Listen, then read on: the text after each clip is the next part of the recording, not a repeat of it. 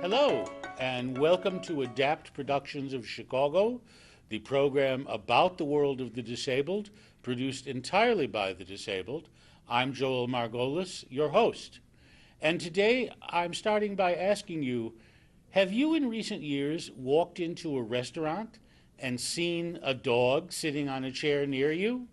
Or perhaps you've been on an airplane flight, turned around and seen a dog sitting in the seat in the row behind you, except the dog is not accompanied by a visually handicapped person, and you've wondered what's going on.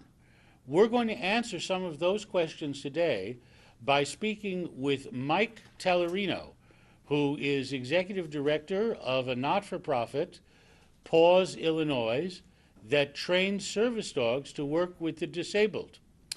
Mike, I'd like to start by asking you about the diversification of service dogs. I think many of us in the general public and even in the disabled community think of a service dog as working with a blind person. But I think that definition has become a little too narrow. Am I correct? You're correct, yes. Too narrow in what way? Well, there's many different facets that a service dog provides, services that a service dog provides. You've got service dogs that provide services for veterans with PTSD. Veterans with PTSD? Emotional support dogs. What they do is they give the veteran the opportunity to get out in public. A lot of veterans with PTSD are secluded. You know, they don't reach out. They're somewhat isolated? Correct. With the service dog, that gives them the advantage to get out and mingle with the public and just to reach out, you know. And do we also now have service dogs working with people who are in wheelchairs in some cases? Yes, for the blind, wheelchairs. Like I said, there's many different facets. I mean, so it's become a multifaceted world, that of service dogs. Without a doubt. Well, if it's become such a diverse field with service dogs performing multiple functions, does that mean then that the number of service dogs in service has increased somewhat in the last 15 or 20 years? Oh my God, tremendously. It's been more than a 10 or 20% increase? I would say 30 to 40%. 30 to 40% in only a couple of decades. Correct. Okay. So that helps to explain things such as sitting down on an airplane seat and seeing a dog next to you. Correct. That's why you see so many now in public. Okay. But that then raises another question. If there are service dogs available for a number of needs, okay, and people can and do take them into a variety of places, okay, what's to prevent, in addition to the fact that they're disabled people who really need the dogs, what's to prevent someone who is not particularly ethical and a little bit selfish and who simply wants to have a dog with them Correct. from claiming it's a service dog and taking it into a restaurant or an airplane? Well, here's the problem. You can go online. You can get your dog, your pet, your rabbit, your snake, you name it. You name it. You can get it registered as a service pet for $25. They'll give you a certificate. They'll give you a jacket. They'll give you a card to keep in your wallet. When you say they, who is that's giving out these certificates? They're registries online. Online registries. Online registries, But correct. I've never heard of these as part of any government department. That's a problem. They're not. They just pop up on the internet. These are not government organizations. Not at all.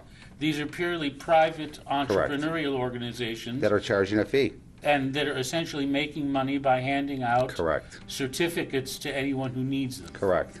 Okay, then what is to stop an unscrupulous business person from setting up one of these online registries and simply selling certificates of need to anyone who wants one? Nothing at all.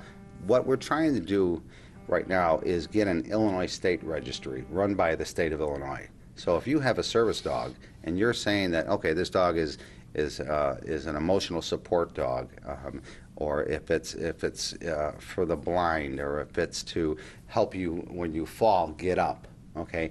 What we're trying to do is get those dogs certified by the state of Illinois, so there'll be a registry so you can go online and really verify that is a true service dog. Now, when you say we're trying to get the state of Illinois to do this, clearly you're hoping to have this established as a government functions, in this Correct. case, state government. Correct. But specifically, who is it that's doing it? Is it the governor's office? Is it a division of animal welfare? With what branch of state government is working on this? It would be the Department of Agriculture. Okay, and are you, in your organization at Paws, Illinois, working with someone from the DOA of the Yes, state we of are. Illinois? We're getting a petition prepared so we can get it out and get as many signatures on as we can to start this registry so we could stop all these unscrupulous internet pop-ups trying to get your dog registered. And the state of Illinois would then have some leverage with which to hopefully block these unethical, Correct.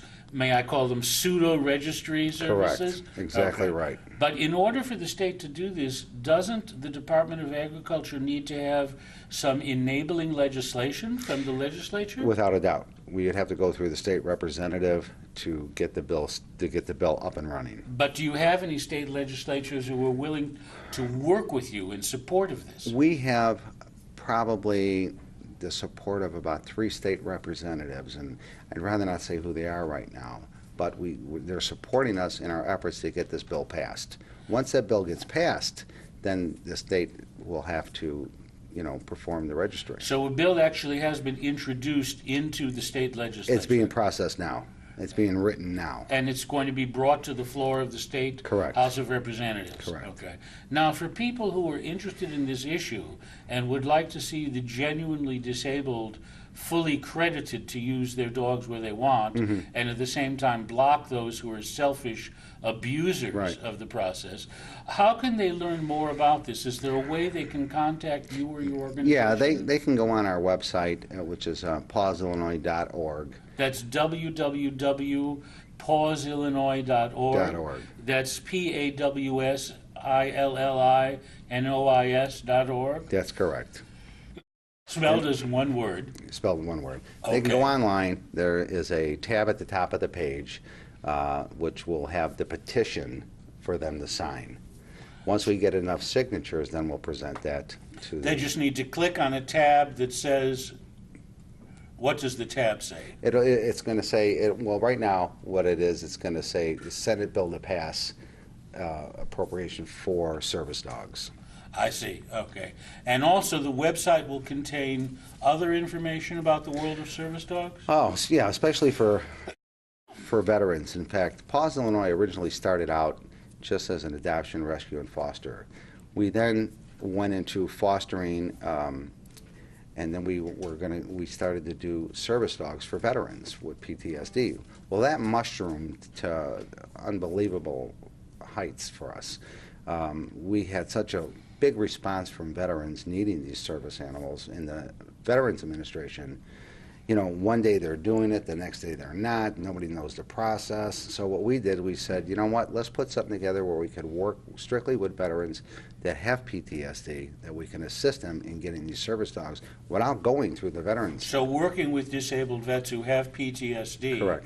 has become a major part of your organization. Yeah. In fact, what we did is we started a separate 501c3, which is Canine for Veteran Warriors. Canine for Veteran Warriors. Yes. Is there a link to that on the Yep, Paws Illinois website? there's a Facebook page for it, and there's Canine for Veterans, veteranwarriors.org. Well, this sounds like a whole world unto itself. Oh, it is. It opened a totally new world for us. Well, then, if it is indeed a whole world, I think our viewers need to know more about it. Mm-hmm. And I'm going to suggest to our viewers that they stay tuned, because in a second segment of this show, we're going to have 2 disabled veterans who both have dogs, okay? Mr. Brett Mango and Mr. John Jans, both wounded warriors with PTSD, come on our show. And Mike, I believe you're going to talk to them Yep, about the I service sure you will. provide. Yes, I will. So please stay tuned, because we're soon going to be giving you more information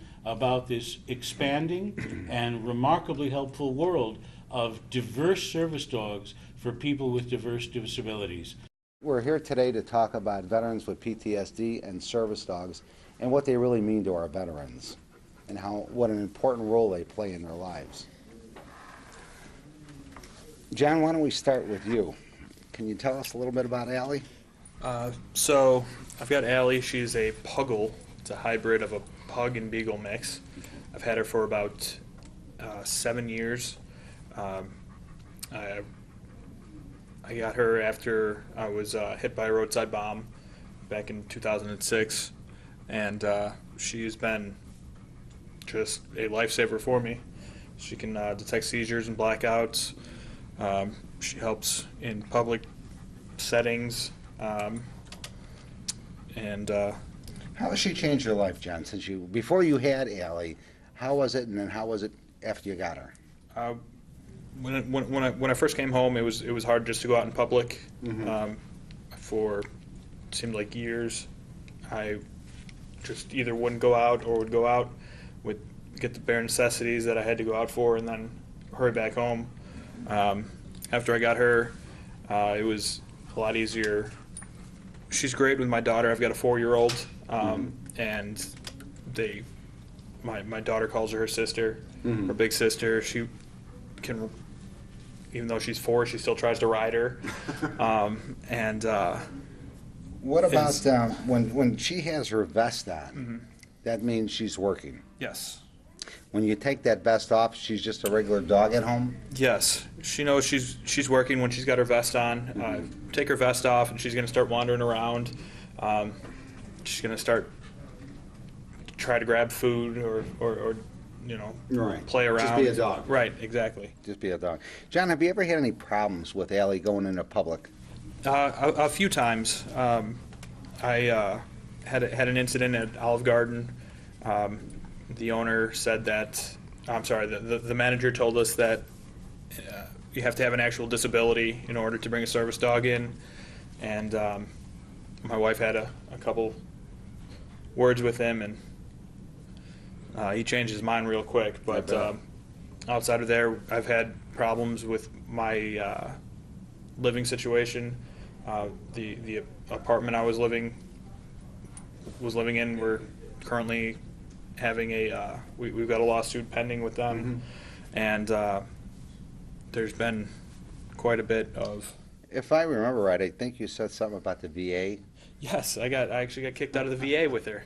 How do you get kicked out of the VA with There was a being security a veteran guard with a service right. dog? There was a security guard, did not like her apparently. Right. Yeah, I was sitting in the pharmacy waiting to get a prescription refilled, and Actually asked you to leave. he asked me and then told me to leave, and it was a good day. Just another great time at the VA. Unbelievable. That's so again, Allie's really made a huge difference. So what would you say to other veterans that that have PTSD that don't have a service dog? Would you recommend it as a way to help them through their PSD, or is it?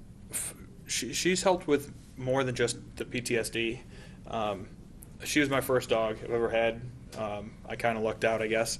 But I've got a friend that I was in with.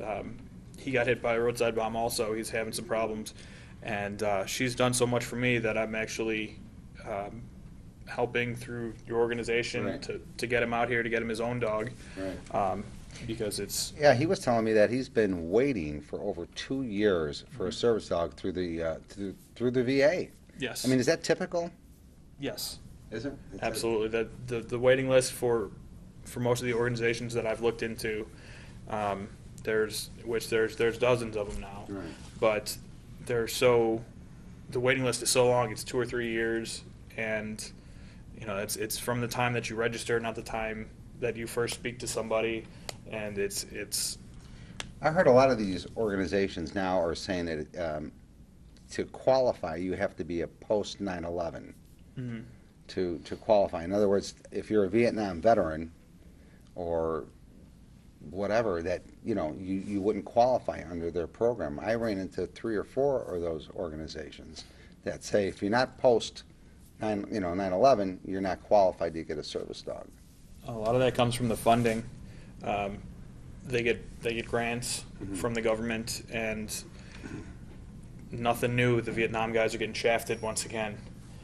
So anything post 9/11, the government is trying to help out with them. But anybody that's had any problems Right. before 9/11, They're left to their own. yeah, yeah. To Which fend for is- themselves. Which is totally, So. totally not right. Brett, how you doing? I'm doing all right. Good. Just a little bit about myself. I was in the Army. I was infantry. I deployed to Panama, Iraq, and Afghanistan. I retired in January 2014, and I've been trying to adapt back into civilian life. I ran into a couple problems with Taz, because he's so big, people, He is big. as soon as I walk in the door, they're like, whoa, you Yeah, know. right. Tell us how you got Taz. I was wounded in Afghanistan, and while I was in the hospital, they trained Taz, and when I was out, they trained myself and Taz with together, Taz. and training was about a year and a half, and it was through the Wounded Warrior transition at Fort Stewart, Georgia, Okay. and there was a lady who was a military spouse. She is the one who volunteered all her time. She was certified through ABC, and she trained every dog. She did it out of her own time. She's a military spouse of a husband who's deployed several times, and her daughter has autism. So she was really passionate about it, and she did a great job, and she helped out a lot of veterans. What exactly is Taz's function with you? Taz is here to make sure I don't fall. He's here to pull me upstairs. He can open the lever latch doors. He really helps me out a lot. And he's not only that, he's there to make sure that when I start feeling like I'm in a tight spot, or I start getting stressed, he knows. So he'll get close to me. What are some of your stressors with PTSD? Large crowds stress me out. Driving stresses me out sometimes. But that happens to everybody. Right. But Drive on the express. mostly he's there. Like when I go to school at St. Xavier University. And when I go to school, he goes with me. And we have a student veteran group. And there's several veterans that have dogs at our school now. And our school is very veteran friendly. And I take them to class, and there's a lady named Margaret Rose, and she's in charge of the students with disabilities. And she makes sure that your class and your teachers know that you're coming into class, and they make arrangements for you. I mean, they're very on top of it. And he's not only my service dog, but when we go into the student veteran room, I let him off, and he's free to walk around, do whatever, drink his water, have a snack. And he actually helps out other veterans too. Does he really? Yes, he knows when someone is not feeling right or having a bad day, and he will go and try to get close So to them. he's been really huge in your life. Oh, then. yeah. Plays a big part. Between my wife and my kids and him, I don't know if I would be doing as well as I am now. Again, let me ask you, what would you say to a veteran coming home with PTSD? It seems like they don't know what to do or where to go to get help. Well, I would tell them to try to find alternative medicines, not taking medication all the time like they want you to. Like Taz, he helps me out so much that I still take medication, but not as, I don't take it to the extent of some other guys. I mostly take mine to sleep. And he helps me through the day. So you're going to say He goes everywhere with me and my family. right. So you're going to tell me right now that he's just a huge part of your life, Yes. and it's made a world of difference. I wouldn't. He's done so many things for me. I can't even tell you. When I first got out of the hospital, I was retiring out of the Army. I had several surgeries, and one of my surgeries failed, and my spinal column collapsed, and so I couldn't walk. And he went and got help. Like we were right by the door. He went and opened the door, and everybody was looking who's his dog belonged to, and I was outside. So he went and helped me out a lot. And then just the other things he does. He goes to concerts with me, and he helps me because sometimes with all the people there I get stressed, so he'll stay close to me. And we just Does the VA offer any assistance with these service dogs? no. Nothing. Nothing. So basically, you're given the service dog and you're on your own. Yes. I heard there's programs that you run that. Yeah, Paws Illinois has a program where if you're a veteran with a service dog, we'll provide free medical, free food, whatever that dog needs, as long as you're a veteran with a service dog. That's Just wonderful. call us and let us know. We did get into a new 501c3, which is Canine for Veteran Warriors. That's set up strictly for veterans and service dogs. We had such an overwhelming response from veterans when we were doing it under Paws Illinois that we felt, you know what, there's such a need here that we need to do something specifically for the veterans. Well, and I think And- another aspect of that is that you're training dogs the correct way, and you're not just throwing a dog out there that's not been trained, and that happens very often. Right, not at all. Our dogs are put through a regimen. We meet with the veteran, find out what their needs are. We meet with, we have them meet with the dog to make sure it's a good fit. We thoroughly test the dog to make sure he's going to be good for the program. And then we work after the dog, it goes through the program, he works with the veteran. They work together. So it's really a good program. Yeah, it's very important for the veteran to do the training with the dog, because that's where you create your bond. Exactly. Right. So, and that's the main thing with him, is me and him have a bond. Like, he is always by my side. Right. No matter if I'm in the house or he's working or not, he's always with me. And during that training, after I got out of the military, there's no structure anymore. Everything is so regimented in the military that training that I had with her was essential. Yeah, I mean, and it was extremely important. It helped get back on a regiment. Every day I knew from this time to this time that I was going to be doing something, and that was really the only stability that I had at that time. And then in regards to the medicine, after I got Allie, I was able to get off of 3 of the prescriptions that I was on. Wow. Because the VA and the military just have a tendency to medicate for everything. Right. So there are other options available that. So Not- basically, Not Allie, narcotic way. Right. yeah, basically, Allie is your best friend, your confidant, your everything to you right now. Yes. I mean, and same thing with Taz. Oh, my wife's still number one. Yeah, well, we hope so. We hope so. But again, it has made a huge difference in your life. Yes. So you would recommend a veteran with PTSD to contact any organization, whether it's Canine for Veteran Warriors or an organization that'll help them out. I would say contact them, but do your homework first. Right. Don't just go out there blind and the easy route, because the Right. easy route's not going to help you. Go to a organization that's established and has a website for you to look at, Right. has stuff that you can actually research before you do it. If there's not any of that there, it's probably not a very good program. What do you think the most important role a service dog plays with PTSD? Giving you your personal space from people, helping you break the ice with new people. Everybody loves dogs. Right. 99% of people like dogs. When you go to a So- public restaurant or public place, do people come up and want to pet her? Do they? Most of the time, they don't see Taz because he goes under the table. Yeah. But they do try to pet him, and that's that just comes allowed? back to the no, it's not allowed. Okay. It comes back to the ignorance of the law Right. and what the program is.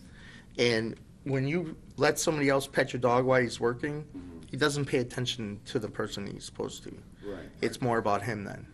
So, So you would- when he has a release word, when I give him the release word, he can go do what he wants. So you would tell people that are watching this that, if they see a person with a service Exactly. dog, to ask whether or not Yes. they could Just- pet that dog or not. Yes. It's like any other animal. Just don't But- walk up to a random animal and start touching You'll it. see, like now, because I was like the first one to come in with a service dog in my school. And at first, everybody was trying to pet him. But you'll see other people who you educated tell people, you can't pet that dog. Right. Like if I'm not paying attention, he turns around and watches my rear. So like people would just come up and start petting him, and he would pull away because he knows it's not supposed to be pet. Right. But there's people who are persistent and just keep reaching at your dog. What about and, people coming too close to you, invading your space? If I feel threatened, he'll create space for me. Not in a mean way. He'll just like move against you and give me a little space. Exactly. But he's very receptive of how I feel Mm-hmm. and how people are coming at me. So, not aggressive at all. They before the dog even goes into training, and the program I was in, they do a bunch of temperance tests. Without a doubt. It's pretty. We did the same. It's yeah. pretty strict, and he passed flying colors. Been really good. I think he's only had one incident where another dog bit him. So, and that comes back to someone having a dog that wasn't trained. Right. And that's I think that's the biggest problem is that, you know, most of these dogs that are quote-unquote service dogs, they go into a public place and they act unruly or they cause a disturbance or whatever, and it gives everybody the impression it's just a bad dog. You know, everybody comes in with the dog, has to have a bad dog, you know.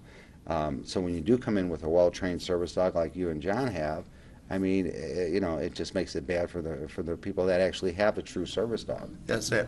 At St. Xavier, I make sure to let the people know who have service dogs now that if their dog is unruly or doesn't do what it's supposed to, I am going to make sure that that dog doesn't come back because it ruins it for other people down the line. Well, John, Brett, I'd like to thank you for coming on the show today.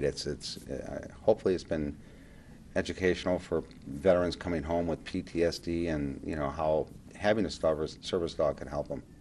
Thank you very much for having Thank you, Evan, Thank you. for having us.